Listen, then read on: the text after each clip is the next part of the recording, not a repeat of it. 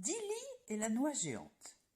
Dilly est un petit écureuil, vous le voyez avec sa queue en panache, et l'histoire c'est qu'il a trouvé une énorme noix. Alors vous connaissez la noix, vous savez la taille que ça a à peu près, mais là, rendez-vous compte, cette noix-là est au moins 4-5 fois plus grosse que l'écureuil. Ça veut dire qu'elle est absolument énorme. Dilly, le petit écureuil, habite dans une grande forêt, où il y a beaucoup d'écureuils et pas beaucoup de noix. Dilly n'a pas de chance, il ne trouve que des coquilles. Partout, il arrive toujours le dernier. Même Sicko, la petite marmotte paresseuse, est déjà passée par là. Là, Sicko est partie, elle a ramassé des noisettes, des noix et des marrons. Or, un jour, le petit écureuil découvre un trésor. C'est une noix. Mais quelle noix! Aussi grosse que Dilly, et même je dirais 4-5 fois plus grosse. Ouf, je ne peux pas la porter, gémit Dilly. Elle est trop lourde. Si je la pousse jusqu'à ma maison, Sicko, la petite marmotte, me verra et je serai obligée de partager mon trésor avec elle. Je vais demander au hibou de la cacher dans un chêne. Vite, Dilly grimpe jusqu'à la maison du hibou. Puis-je cacher une grosse noix chez vous? Lui demande Dilly. Ouh, laisse-moi dormir, répond le hibou.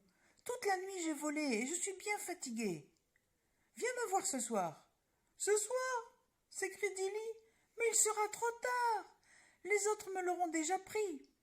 Quand Dilly descend de l'arbre, il se trouve nez à nez avec son ami Sicko, la marmotte.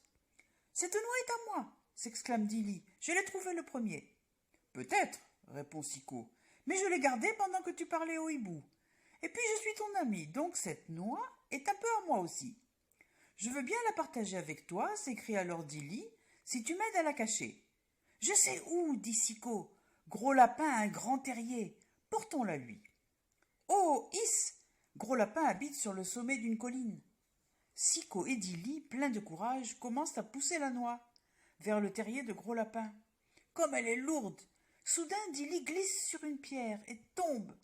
Sicko n'est pas assez forte pour retenir la noix géante. La petite marmotte recule de plus en plus vite, puis elle tombe à son tour.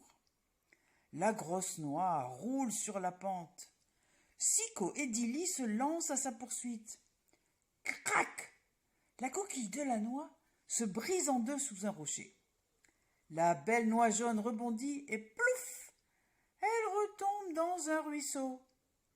Alors les deux petits sont absolument désolés. Qu'allons-nous faire? Sicko et Dilly sont obligés de partager la noix géante avec tous leurs cousins et amis, et Dieu sait qu'ils sont nombreux. La part de chacun est à peine plus grosse qu'une pauvre petite noisette. Mais tout le monde est là, et ils ont fait un festin. Ils sont tous très très très contents. Alors il y a toute la famille marmotte aussi, vous la voyez. Le malheureux Dilly va raconter ses ennuis à Candy. Candy, c'est un petit ourson. « Hé, Dilly, grogne l'ourson, où avais-tu trouvé cette grosse noix ?»« Dans la forêt, répondit le petit écureuil. »« Conduis-moi, lui dit Candy. Je te dirai pourquoi après. C'est un secret, tu vas voir. »« C'était là, près de ce rocher, murmure Dilly. Tu vois, il n'y en a pas d'autres. »« Tu as raison, grogne l'ourson, il n'y en a pas d'autres par terre.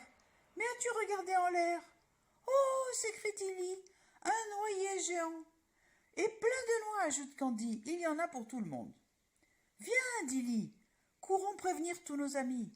Il faut cueillir ces belles noix et les mettre à l'abri avant que l'hiver n'arrive. » Quelle joie! Ouf! Tout le monde est arrivé. Mais aussi quel fardeau! Un fardeau, c'est quand on porte quelque chose de très lourd. Les petits écureuils ont fort à faire, et les marmottes n'ont jamais autant travaillé de leur vie. Heureusement, Candy a bien voulu les aider, et grâce à lui, ce joli petit ourson, tout le monde a ramassé ses provisions pour l'hiver. Quelques jours plus tard, l'hiver est là. La forêt commence à blanchir et le vent siffle dans les branches. Mais les greniers de Dilly et de Sicko sont pleins. Et sont pleins grâce à qui? Grâce au petit ourson.